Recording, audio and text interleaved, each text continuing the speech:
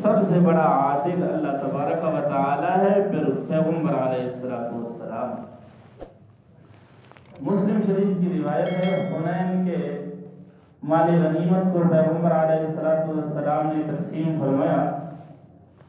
اس time کچھ نئے مسلمان تھے جو دوسرے اقوام سے تعلق رکھتے تھے اور سردار قسم کے تھے۔ تعلیف قلب کی خاطر پیغمبر علیہ السلام نے اس زمانے میں تعلیف قلب کی اجازت تھی، اب اجازت نہیں۔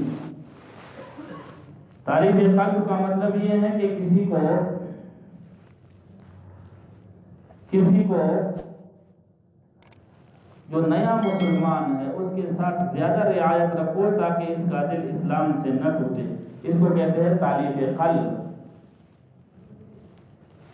پیغمبر علیہ السلام نے ان کو ذرا زیادہ مال دیا تو ذوالفقار جو منافق تھا اس نے کہا کہ یہ تقسیم انصاف کی بنیاد پر نہیں ہوئی۔